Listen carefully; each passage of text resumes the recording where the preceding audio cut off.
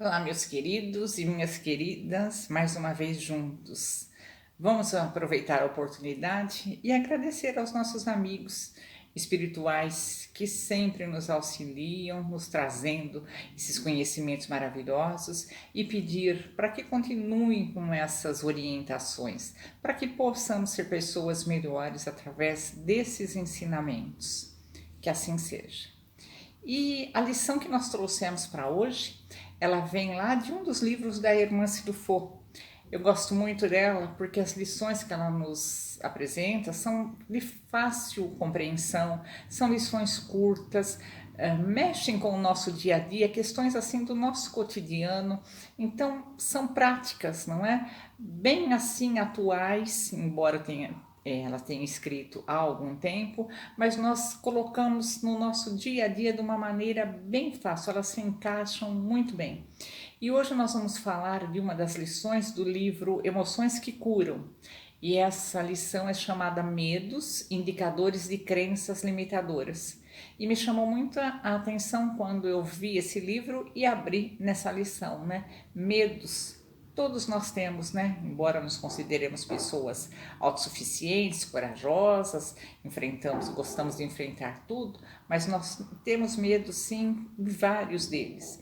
Então, eles nos indicam, né, crenças limitadoras. Vamos entender o que são essas crenças limitadoras para que a gente possa ir desfazendo essas crenças, para que tenhamos menos medo.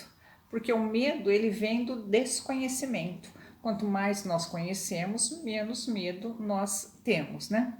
Então, a Hermance Dufaux, nessa lição, ela começa nos dizendo que uma longa trajetória na possessividade gerou na nossa mente o reflexo do apego a crenças ilusórias de grandeza e de importância pessoal. E todos nós temos nessas crenças ilusórias de grandeza, de importância pessoal, né?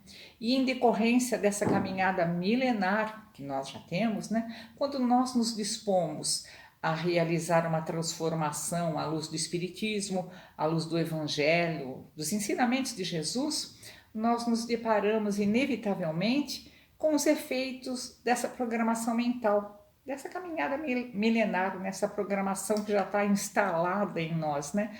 Em forma de hábitos bem arraigados, bem enraizados, né? No automatismo dos sentimentos, no automatismo dos nossos pensamentos, né? Nós agimos no piloto automático. Nós não paramos, né, para pensar, por que eu estou fazendo isso? Isso daí é uma crença e vem num automatismo e nós passamos o dia, nós passamos o ano agindo daquela maneira automaticamente, sem pararmos para pensar, não é?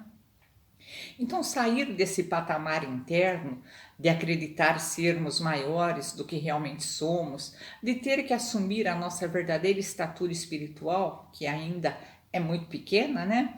Pode se tornar uma travessia de dores e conflitos amargos, não é? E lógico, tudo que nós temos que enfrentar, que mudar, nos causa alguma dor, algum desconforto, algum conflito, não é? E esse desapego de valores que já não nos protegem mais dessas sombras, né, interior, ele solicita assim bastante cuidado, cuidados fundamentais, necessita acolhimento amoroso com as nossas necessidades, né, a fim de que não se instale nesse momento o desgosto e a perturbação. Quando nós decidimos mudar, né, rever a nossa rota, nós temos sim que tomar bastante cuidado, nós temos que ir com certeza para que não se instale esse desgosto, não se instale essa perturbação, não se instale uma frustração, né? Porque as crenças que nós temos e essa caminhada milenar faz com que a gente vá agindo com base nelas, sem pensarmos por quê, né? Então, crenças, olha que comparação muito legal, são como pilares na vida mental, né? São vigas que, quando abaladas, podem desequilibrar todo o edifício do pensamento, da vontade e do sentimento. Então, olha que comparação, as nossas crenças são como vigas, como pilares. Vamos imaginar uma viga, um pilar na construção civil, né? Aquele prédio lá de concreto com as suas vigas e com seus pilares, né? Eles sustentam o edifício inteiro, às vezes um edifício gigantesco, não é? Qualquer coisa, qualquer abalo ali pode pôr todo aquele edifício para baixo. Então, as nossas crenças também são como pilares na nossa vida mental. Quando elas são abaladas, nós nos desordenamos, como aquele prédio também pode vir abaixo, né? Então, assim, olha, qualquer operação a ser realizada nesses pilares, nessas crenças, né? Vamos rever as nossas crenças, é uma operação delicada, não é? Então, qualquer operação a ser realizada nesses pilares, nessas crenças, exigem perícia, exigem orientação terapêutica até, quando seu objetivo é o resgate de saúde. Nós precisamos de ajuda, sim, para mudar as nossas crenças, nós precisamos de conhecimento, nós precisamos de apoio, de ajuda, né? Então, o desapego às nossas convicções pode ser comparado a uma delicada cirurgia na intimidade da alma. A cirurgia já é delicada por si, não é? Imagina uma cirurgia mais delicada na intimidade da alma. Nesse momento, qual que é a consequência quando nós queremos fazer essa cirurgia na intimidade da nossa alma, mudarmos? A consequência é o medo, imediatamente. Será que é o correto? Será que vai dar certo? E vem essa sensação, esse medo, né? Sobretudo aquele medo de perder quem nós achávamos que éramos. Nós vivemos na crença ilusória, né? Lembre-se lá do começo, né? De perder personalidades ilusórias, repletas de falsas verdades sobre a vida e sobre como viver, né? E essa perda, então, faz aflorar a dor que é angustiosa, a dor da indefinição, que gera insegurança, gera desânimo, gera mau humor. E nós percebemos quando nós nos dispomos a mudar, né? Deixamos um pouquinho o medo do lado e queremos mudar, enfrentarmos aquela situação e mudarmos, nós prestando bem atenção, em algum momento nós nos sentimos assim meio que indefinidos, será que é isso mesmo? Nós nos sentimos inseguros, eu estou no caminho certo, não é? Perdemos o bom humor, ficamos desanimados, né? Isso é natural. Mas se nós deixarmos que isso se instale, não pedirmos socorro, tudo isso vai gerar um quadro de estresse, quadro exaustivo de estresse, uma ansiedade, um pânico, um desespero silencioso. Então, os nossos medos, quando nós queremos enfrentá-los, nós precisamos sim de ajuda, tá? E sob uma perspectiva transpessoal, ou seja, quando nós ultrapassamos o limite da própria personalidade, né, o medo, ele é um excelente indicador de que existe algo a ser descoberto, enfrentado e transformado em nós. Então, o medo é bom, não é? Olha, quando nós descobrimos, ali nos deparamos com o medo, ele é um indicador, olha, de que existe algo para ser descoberto que nós desconhecíamos ainda, enfrentado e transformado. Então nós temos que ver o lado bom do medo, né? O medo tem o seu lado bom. O medo ele faz parte da lei da conservação, não é? Se nós não tivéssemos nenhum medo, nós estaríamos abertos a acidentes, mas como nós temos medo, nós avaliamos de imediato uma situação. Não vou pôr a mão ali porque ele queima, não é? E essas e outras situações. Então, ele é bom, mas nós não devemos deixar que o medo nos paralise. Tá? Nós precisamos entender o porquê daquele medo. Olha assim, ele é um excelente indicador de que algo em nós precisa ser descoberto. Por quê? Enfrentado e transformado em nós. Daí nós deixamos de ter esse medo, não é? O medo é um sentimento mobilizador, né, cuja função no universo emocional, no nosso universo emocional, é proteger. Então, ele nos protege, tá? E também nos instiga a atitudes diante de pressões e ameaças. Olha que legal, olha quanta coisa o medo tem de bom, né? Mas nós precisamos entender e ir perdendo pouco a pouco esse medo, né? Ele nos protege, mas também ele nos instiga a aprender, a descobrir coisas novas, o porquê, a reagir diante de pressões e de ameaças, né? Então, sendo o medo uma reação natural, uma reação necessária, aquilo que nós fazemos com ele é que pode ser o problema.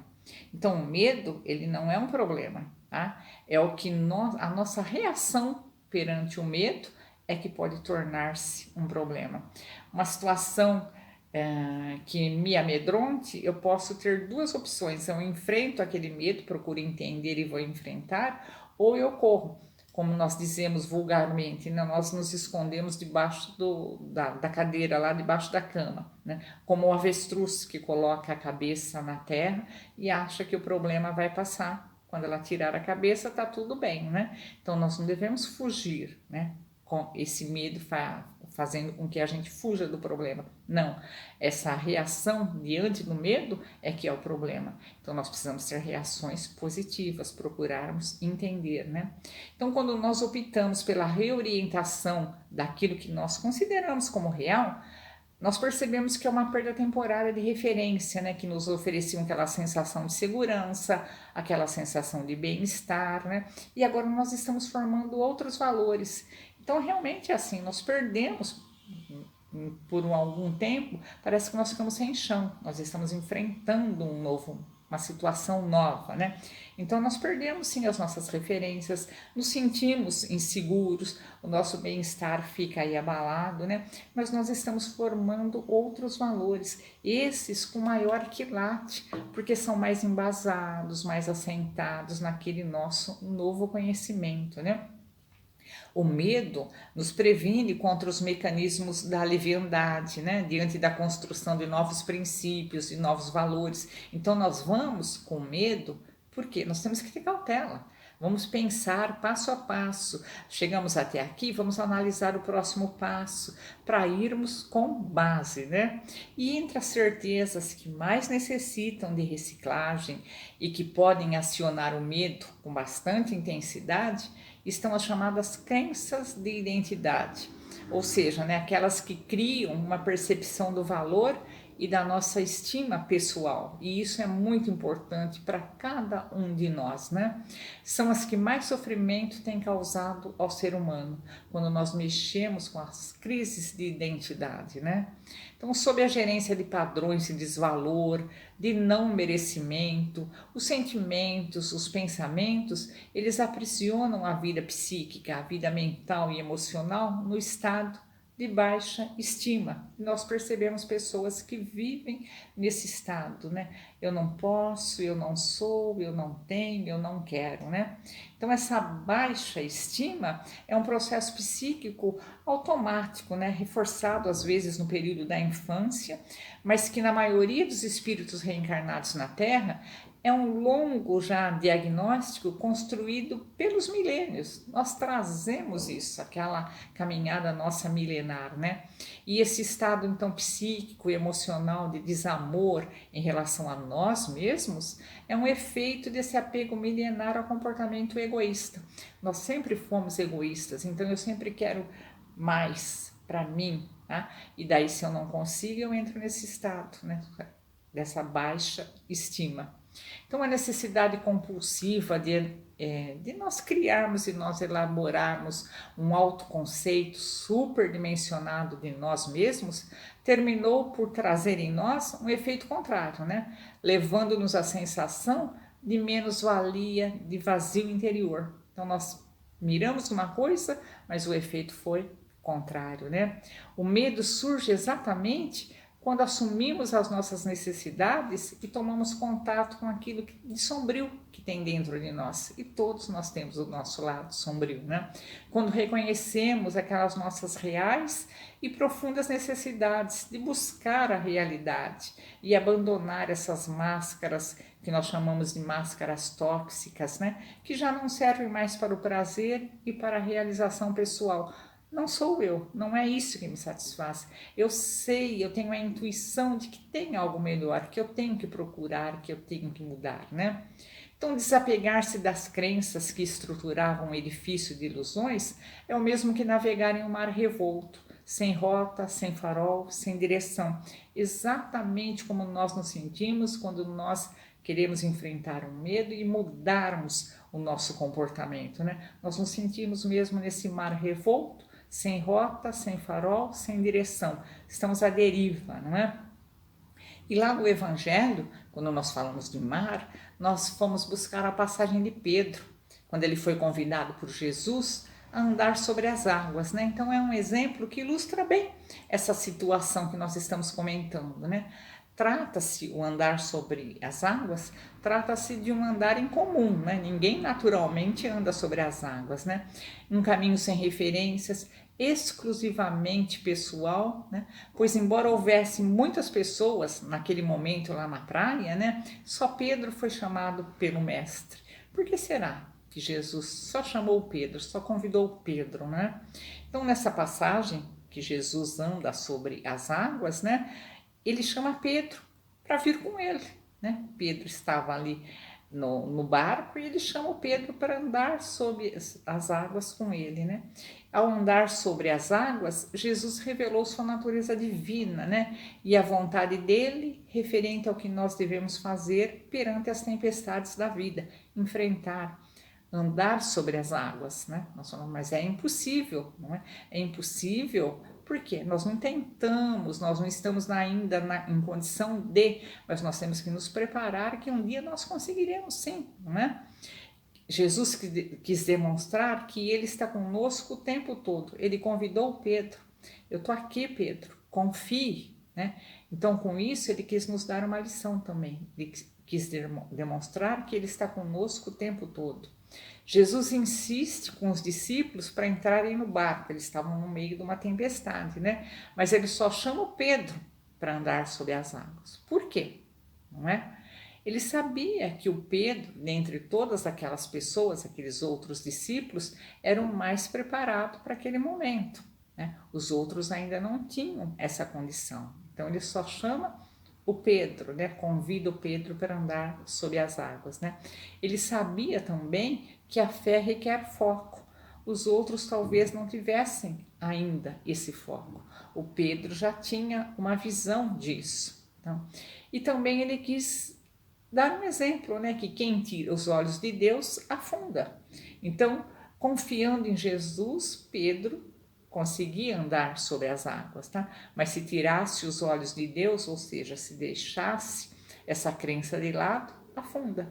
E é o que acontece conosco, né? Quando nós tiramos os olhos de Deus, deixamos Deus de lado, nós afundamos, né? E também quis ressaltar que nenhuma habilidade, nenhum conhecimento, nenhuma riqueza, nenhum conforto dessa terra pode nos trazer a paz que excede todo o entendimento. Então, tudo o que nós queremos na nossa vida exige entendimento, exige conhecimento, inclusive acabar com os nossos medos, né?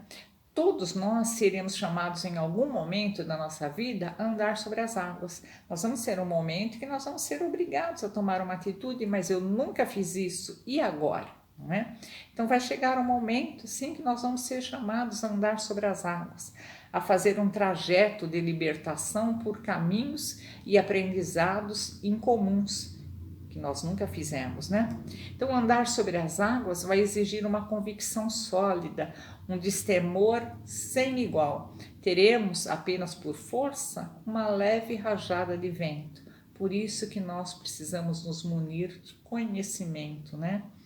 E esse vento, então, da indecisão, da dúvida, da incerteza e da severidade conosco mesmos, né? É assim como andar sobre as águas, reciclar as nossas próprias verdades nos causa medo, não é? Por quê? Significa trilhar uma jornada pessoal, sem comparação, única, é minha, né? Sou eu que tenho que cumprir essa jornada. E nesse processo somos nós e nossa consciência, é única.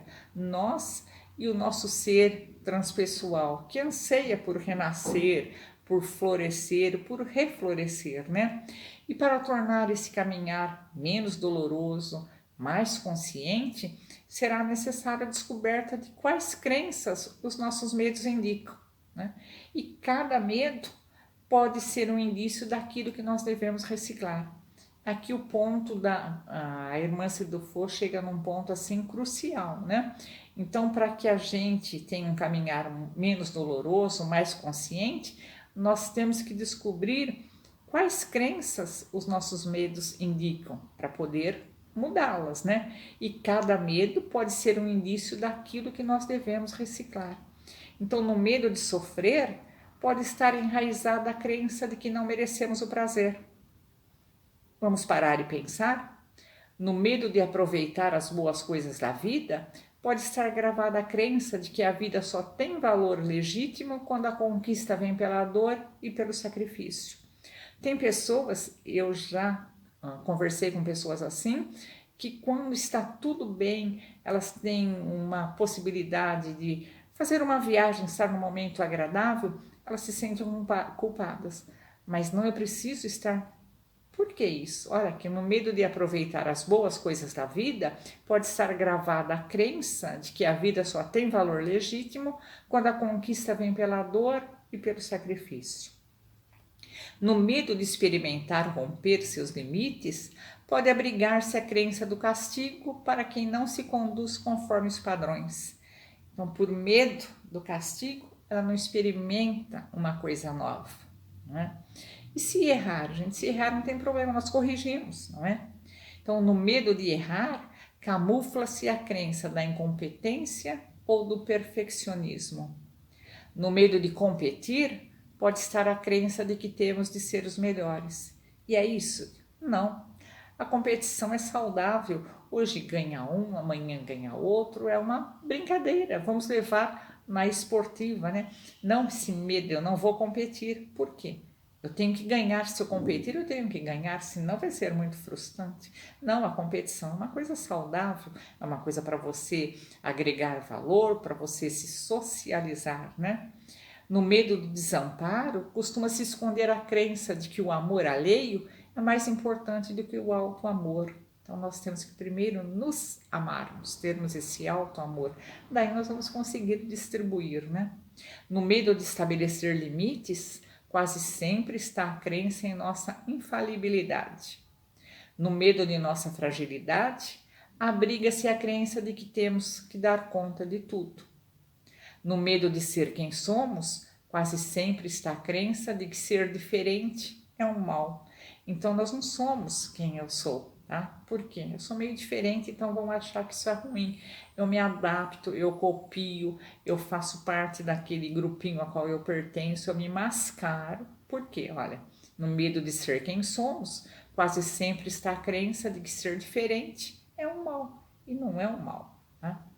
Aquele servo da parábola dos talentos, ele tinha uma convicção bem limitadora, ele via bem limitado, né? Ele preferiu enterrar o talento porque era essa a sua concepção de proteção. Ele ganhou um talento e enterrou lá na terra, não é? E depois ele entrega do mesmo jeitinho para quando aquele senhor voltou, né? Então era essa a sua concepção de proteção, de bom uso, ao mesmo tempo em que ele se submeteu a uma postura de acomodação e do menor esforço. Tá? Então ele recebeu um talento. Os outros que receberam multiplicaram, puseram esses talentos a trabalhar e multiplicaram o que foi dado a eles. Esse que recebeu um só enterrou. Por quê? Ele tinha essa concepção de proteção, não é? E foi acomodado e aplicou a lei do menor esforço. Valeu alguma coisa? Não, não é. Ele teve medo e paralisou, escondeu o talento para quando aquele senhor voltasse, ele pudesse devolvê-lo intacto, né? Então, por conta de suas ilusões, esse servidor ali que recebeu esse talento, ele não gerou vida, não gerou movimento, não ampliou o raio da sua experiência. E ele podia ter feito isso com aquele talento, tá? Fechou-se na sua concepção por zelo, por cautela, né? Lógico que nós temos que ter zelo e cautela, mas como eu falei, esse medo, né, não deve nos paralisar. Nós devemos estudar a situação e partirmos sim para a ação. Se não conseguirmos ver uma luz no fim do túnel, vamos pedir apoio, tá, para outras pessoas, tá? Então, nos serviços de aprimoramento espiritual, muitos de nós nos rendemos sim a essas concepções temerárias que sutilmente invadem o nosso campo mental com ideias de prudência excessiva e terminam em preguiça, perfeccionismo e fuga. Então nós não podemos confundir as coisas. Às vezes nós nos paralisamos, não é? Nós falamos assim, eu estou sendo prudente, eu não vou fazer isso porque eu estou usando prudência, tá? Mas é a prudência excessiva. às vezes essa prudência ela está camuflando uma preguiça de eu mudar, um perfeccionismo. Eu só vou fazer se eu tiver a certeza que eu vou fazer o melhor, não é? Ou um mecanismo de fuga. Então nós temos que estar sempre nos analisando, sempre pensando, será que eu posso fazer melhor? E nós podemos, tá? Então, diante de tais atitudes, nós verificamos claramente a presença do egoísmo, né? Mais uma vez, incensando, né? Quer dizer, dando assim vazão para a ideia de sermos o melhor. Tá? Quando os serviços do bem, quando os serviços da luz, na busca do nosso progresso, apenas nos propõem fazer o melhor que já conseguimos. Tá? Nós não precisamos ser o top, nós não precisamos ganhar sempre. Se eu conseguir fazer um pouquinho melhor hoje, aquilo que eu fiz ontem, eu já vou estar no lucro, porque amanhã eu vou fazer um pouquinho melhor. E assim, de pouco em pouco, eu vou chegar lá, nessa mudança para melhor, né? Então a crença lúcida, a crença libertadora de quem segue a Jesus é ser alguém melhor hoje do que foi ontem, tá? E dar sim um passo atrás do outro, na busca, não precisamos correr não, um passo atrás do outro na busca daquele aprendizado lento, gradativo, mas ininterrupto. Tá? Na construção de um homem novo, um constante aperfeiçoamento. Então vamos analisar os nossos medos, né? Se nós tivermos como parâmetro sermos melhor hoje do que fomos ontem e sermos melhor amanhã do que nós somos hoje, nós estaremos assim dando um grande passo, né? Um passo atrás do outro, aprendizado lento, gradativo, porque aí nós fixamos aqueles novos conceitos, né? E ininterrupto, a perseverança sempre, né? Então, concluindo, meus amigos, minhas amigas, né? O medo, ele é bom, tá? Ele faz parte do instinto de conservação, que é uma das leis da natureza, não é? É uma lei, então, mas não deixemos o medo nos paralisar, não. E nós temos mil desculpas, né? Eu estou com medo, eu não vou fazer, ou eu não vou pensar nisso agora. Não, não. O medo é bom, faz parte do instinto de conservação, mas não deixemos o medo nos paralisar. Sempre à frente, rumo ao nosso conhecimento espiritual, ao nosso crescimento espiritual, que só se efetiva com o nosso conhecimento. Um abraço para todos vocês e obrigada pela atenção. Fé, sentimento ou comportamento? Conseguir a fé e alcançar a possibilidade de não mais dizer eu creio, mas afirmar eu sei, com todos os valores da razão, tocados pela luz do sentimento. Essa fé não pode estagnar em nenhuma circunstância da vida e sabe trabalhar sempre, intensificando a amplitude de sua iluminação pela dor ou pela responsabilidade, pelo esforço e pelo dever cumprido. Emmanuel. Quando bate a dor, procuramos qualquer tipo de ajuda. Dor, seja ela física, psíquica ou espiritual, é algo difícil de ser aceito e de ser entendido, principalmente por pessoas que não compreendem o seu motivo. Não sabendo o porquê, essas pessoas podem cair num círculo vicioso que as faz buscar alívio na medicina tradicional ou, se não suficiente, em qualquer recurso alternativo. O sofrimento tem o condão de derrubar paradigmas e preconceitos.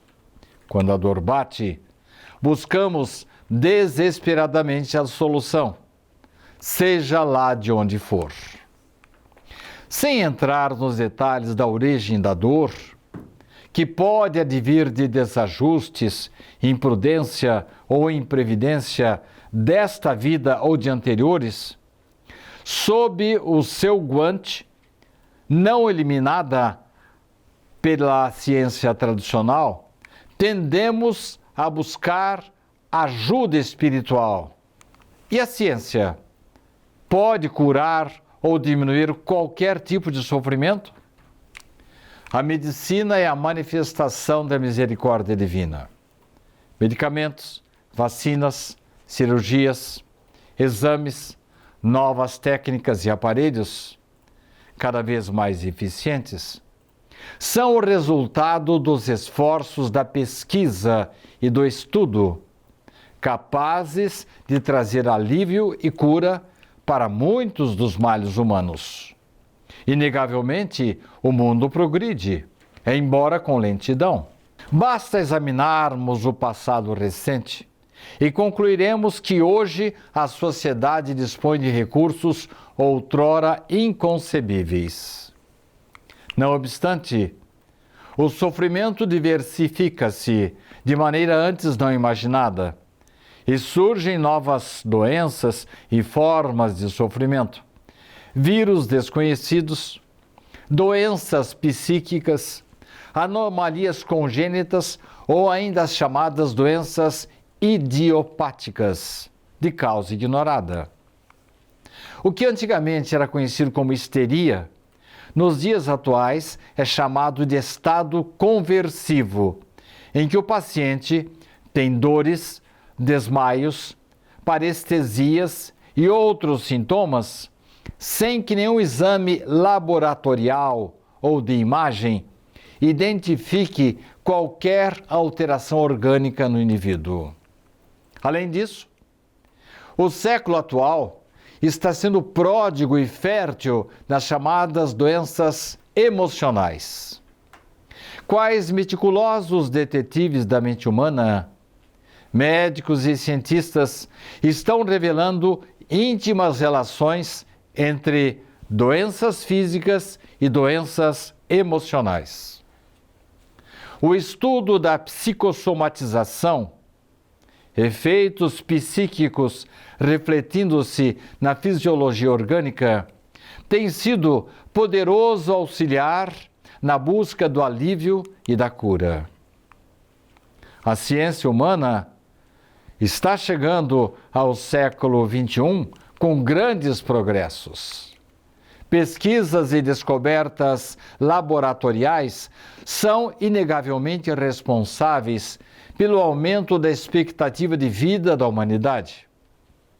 Respeitáveis estudos das doenças emocionais podem minimizar ou até curar depressão, estresse, melancolia congênita e tendência ao suicídio.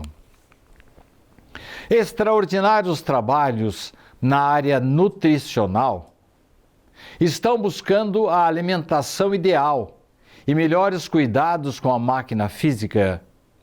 Na área das ciências da saúde e do esporte, existe agora a chamada fisiologia do exercício, que aplica o conhecimento de modernas técnicas de exercícios físicos que melhoram e conservam a saúde, promovem a reabilitação, o emagrecimento e melhoram a performance e a estética do corpo.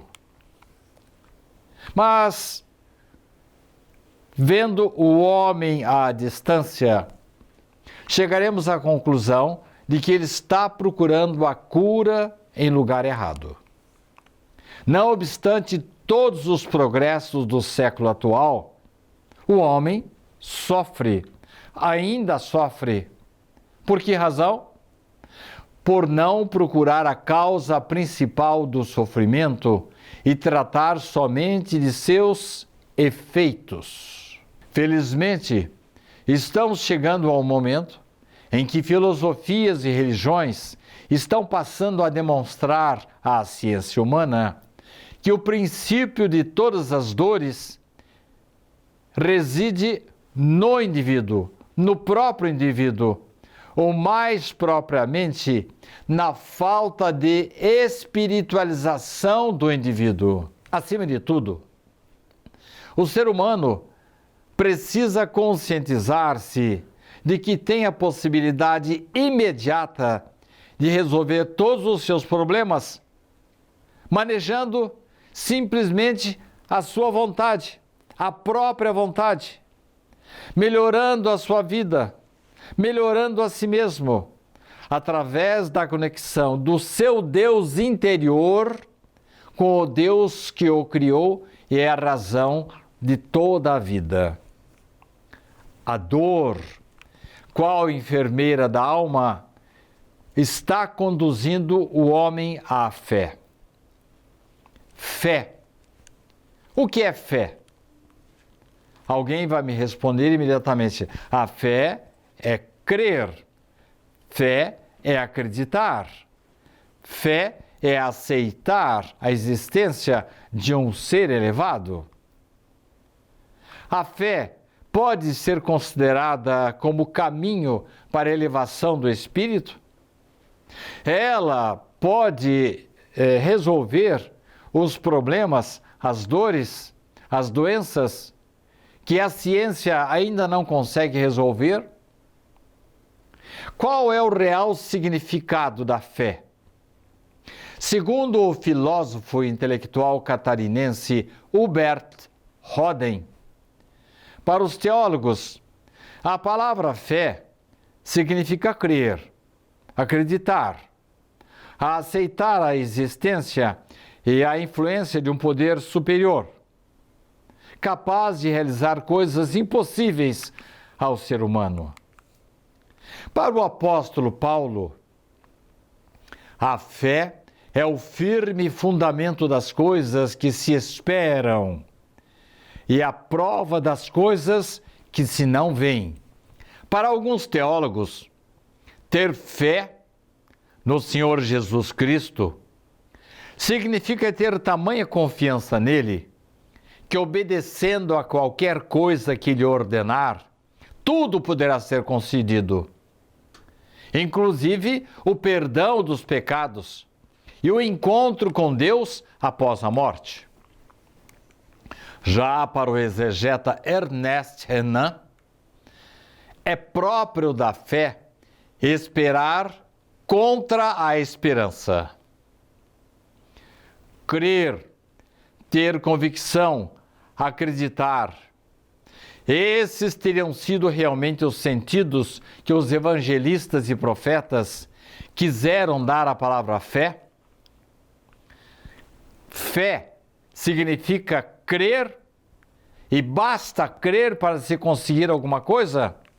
Segundo Roden, a palavra fé, no texto original do Evangelho, deriva da palavra grega pistis, e o significado é harmonia, sintonia, consonância. A tradução do idioma grego para o latim provocou indevida associação da expressão primária interação, isto é, nós nos harmonizarmos, nos sintonizarmos, estarmos em consonância com o poder maior. Isso significa interação. Com a palavra crer. Houve uma associação nessa tradução de sintonia com crença. E a palavra crer foi assimilada por países que falam línguas neolatinas, como o português, o espanhol, o italiano, o francês e o romeno. Na verdade, o sentido original da palavra fé é estabelecer sintonia do espírito humano com o espírito divino. Crer ou acreditar não depende da vontade humana. Crer ou acreditar é sentimento espontâneo que brota, decorre do verdadeiro sentido da fé, que é a harmonia da consciência e da vivência dos princípios divinos. Então, antes de mais nada, para que a crença entre dentro de nós, antes nós temos que ter uma atividade. Fé não significa apenas sentimento, porque ninguém coloca sentimento goela abaixo sobre ninguém. antes de adquirirmos a crença, a convicção, aquela que Emmanuel citou no começo da nossa conversa, em que ele diz que não crê mais, mas ele sabe, vai depender do comportamento do indivíduo. Ele vai se harmonizar, a sua consciência vai se ligar aos princípios divinos. Com isso, ele vai se conectar com o poder mais alto e aí sim, a partir daí, ele vai adquirir a convicção, a crença. A partir daí, o homem vai poder acreditar. A passagem favorita de Abraham Lincoln, Thomas Jefferson e Roosevelt está no Novo Testamento. É a primeira epístola de Paulo aos Coríntios. A lista de qualidades apresentada naquele texto é uma proposta de comportamentos e não de sentimentos. Ninguém pode obrigar alguém a acreditar ou ter sentimentos positivos por alguém. O homem não pode se obrigar a crer em coisa alguma. Pode, no entanto, estabelecer sintonia com o alto e, a partir daí, criar um ato de boa vontade que o levará a acreditar nos poderes dele decorrentes.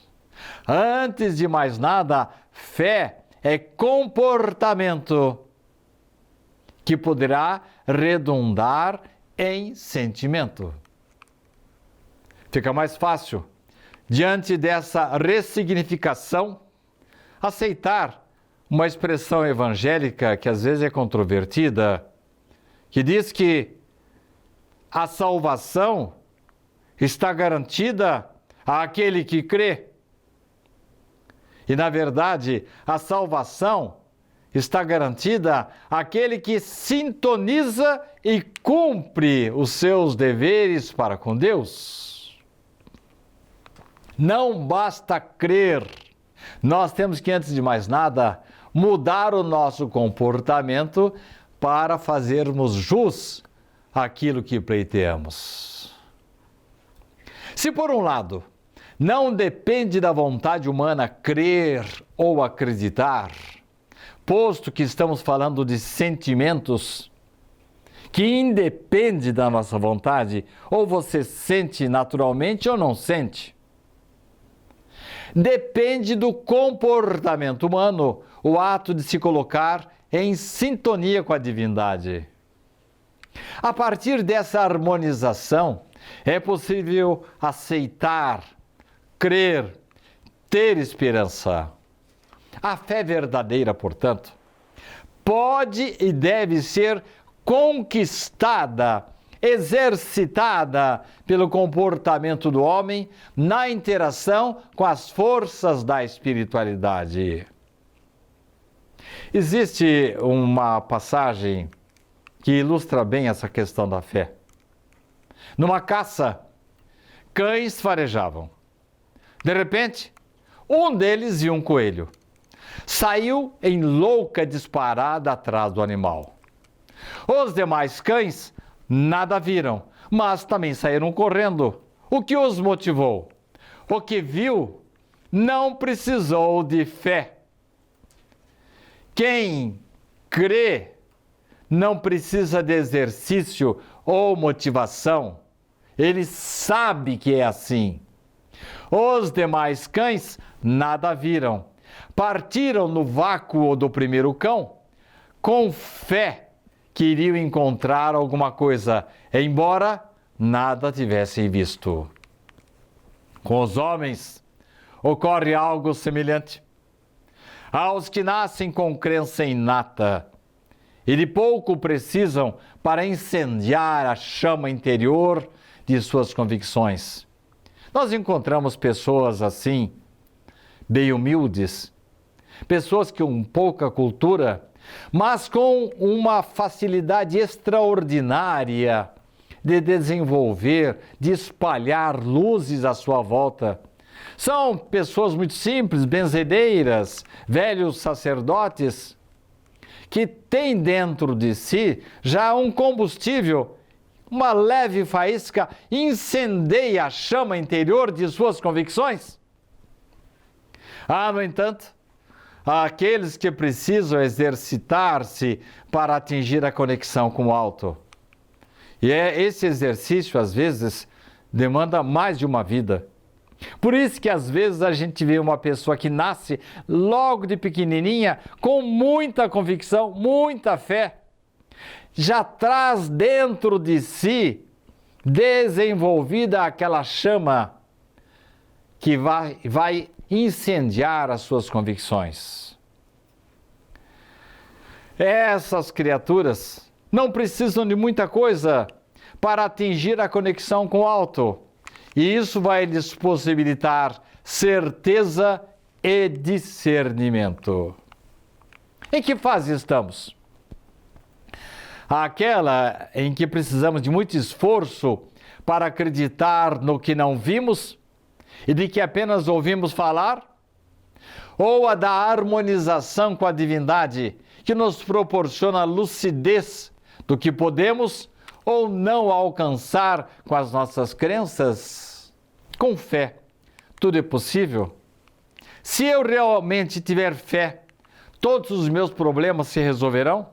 Dores, angústias, dificuldades financeiras, inquietações, tristezas, deficiências, perturbações e perseguições e quaisquer outras dificuldades que venham a surgir? Claro que sim, dirá o rigoroso intérprete da expressão evangélica contida no Evangelho de Marcos, capítulo 9, versículo 23. Afinal, foi o próprio Jesus que afirmou: se tu podes crer, tudo é possível ao que crê. Tomar ao pé da letra semelhante afirmativa seria derrogar o princípio de justiça que deve reger a vida humana e colocar por terra outra afirmativa do Cristo, anotada pelo evangelista Mateus, contida no Sermão da Montanha. Em verdade te digo que de maneira nenhuma sairás dali enquanto não pagares o último ceitil. Diz-nos a razão que, mesmo investidos de credulidade inabalável, ainda assim nem tudo poderemos alcançar, enquanto não consertarmos as besteiras que cometemos, isto é, antes de repararmos os males que praticamos. Falar de forma diferente seria criar falsas expectativas ou passar a falsa impressão de que as nossas preces não foram ouvidas porque nos falta fé ou por outra falha nossa. No entanto, àquele que raciocina, vem à mente a afirmativa de que há montanhas que a fé não pode remover. Muitos de nós, diante dos problemas da vida, alimentamos a pretensão de resolvê-los por intermédio de um poderoso médium, de um passe magnético mágico, de uma milagrosa água fluidificada ou de uma vigorosa concessão divina. Precisamos aprender que nem com toda a fé do mundo conseguiremos eliminar todos os obstáculos da vida, simplesmente porque muitos deles ainda não podem ser removidos. Pode ser, diz Allan Kardec, que o melhor para o doente seja ainda sofrer. Sob o ponto de vista humano, a felicidade está condicionada à inexistência do sofrimento.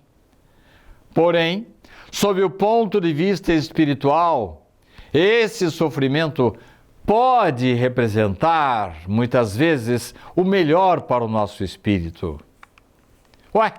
Mas então de que adianta orar? De que vale ter fé? Calma! A confiança e a ligação com Deus são fundamentais. É preciso, no entanto, bem definir fé, como faz a revelação espírita. A fé, sob a luz da razão, representa a convicção de que existe um plano maior, que tudo dirige e que nos proporciona exatamente aquilo de que necessitamos. Ainda que, sob o ponto de vista humano, isso não represente algo muito agradável. A fé me faz confiar irrestritamente na existência de um infalível programa divino que tudo acompanha e tudo organiza. A fé me dá a convicção de que Deus tudo pode, mas que me oferece só o que é melhor para mim. A fé me convence de que eu devo melhorar-me a cada dia e, com isso, posso estabelecer uma ponte com o divino. A fé é o motor que me permite mudar o que pode e deve ser mudado. O homem de bem, que estuda, raciocina e reflete, com o tempo vai aprendendo que há coisas que a fé não pode resolver. Não basta confiar, ter esperança, acreditar cegamente, achando que no final tudo vai dar certo. Espíritas conscientes já sabem que muitas coisas não terão jeito. E aquilo que é considerado um mal aos olhos da matéria pode ser indispensável à recuperação do espírito. Não nos desesperemos. É perfeitamente possível, com fé, combater o mal que existe em nós, não apenas com o sofrimento e inquietação. A disposição de servir, os exemplos da dedicação ao bem e a posição ativa, mesmo diante de situações perturbadoras, significam fé no futuro, confiança na divindade, com a firme convicção de que, mesmo diante de adversidades, o comando divino está fazendo o melhor por nós. Não talvez sob a ótica humana e passageira, porém com certeza sob a ótica da espiritualidade. Existe a submissão passiva, aquela que aceita os percalços da vida por não poderem ser modificados. Aceitamos a vontade de Deus como um bem para a nossa alma e ponto final. Há também a submissão ativa, em que, a princípio, aceitamos a dor, para depois atuarmos para que ela seja minimizada ou até suprimida. Há um exemplo concreto desse posicionamento ético, adotado por alguém que, mesmo diante de mil adversidades, entendeu que poderia fazer algo de muito importante para pessoas que tinham por destino certo a dor, o desespero e a morte. Em 1938, Nicholas Winton, filho de pais judeus, trabalhava como corretor de valores em Londres. Em 10 de março de 1939, Hitler ordenou a ocupação. Em 10 de março de 1939, Hitler ordenou a ocupação de Praga. Teria sido muito cômodo para Nicholas não se envolver com esse assunto. Investido, porém, da indignação própria de quem tem fé na justiça e não se omite diante da dor alheia, após a ocupação nazista, Winton decidiu abandonar seu trabalho e dedicar todos os seus esforços no sentido de resgatar crianças judias da então Tchecoslováquia. Persuadiu as autoridades britânicas a receberem essas crianças no Reino Unido, mesmo sem os documentos à época exigidos. Seu plano consistia em convencer um grupo de famílias inglesas a abrigá-las, a fim de salvá-las da perseguição nazista. Graças à coragem e determinação de Nicholas, suas ações permitiram que 669 crianças sobrevivessem ao Holocausto. Somente em 1988, a proeza de Winton veio a público. Ele faleceu em 2015. Recentemente, Londres celebrou o aniversário de Winton com um serviço religioso em homenagem à sua fé ativa, da qual participaram 28 pessoas que a ele devem sua vida. Nicholas Winton, um homem de fé, Não a fé da aceitação passiva, sem murmúrios e queixas, mas a da aceitação ativa de quem se mobiliza na dedicação ao bem. Como trocar a moeda da dor pela moeda do amor? O reconhecimento da culpa e a consciência de que punições guardam correspondência com os nossos merecimentos são pontos fundamentais de partida para as eficazes atitudes que vão minimizar e até eventualmente comutar as nossas penas. Deus é infinitamente justo, mas também é infinitamente bom. A fé que nos impulsiona para a oração, que proporciona o alívio e a esperança, deve ser a mesma que deverá nos impulsionar à resignação e à atitude ativa de reparação de nossos males e diminuição das dores dos nossos semelhantes. Se a dor origina-se nos males que devemos purgar, nada mais lógico que a nossa reforma interior limpe esses males. Daí, não haverá mais necessidade de sofrimento, porque o amor terá tomado o seu lugar. Com a fé, mudamos as nossas vidas? Podem as preces que por nós mesmos fizermos mudar a natureza das nossas provas e desviar-lhes o curso? Responde Allan Kardec: as vossas provas estão nas mãos de Deus. E algumas há que têm que ser suportadas até o fim. As vossas provas estão nas mãos de Deus. E algumas há que têm que ser suportadas até o fim. Mas Deus sempre leva em conta a resignação. A prece para junto de vós traz os bons espíritos e dando-vos estes força de suportá-las corajosamente, menos rudes elas vos parecem. Nenhuma prece nunca é inútil.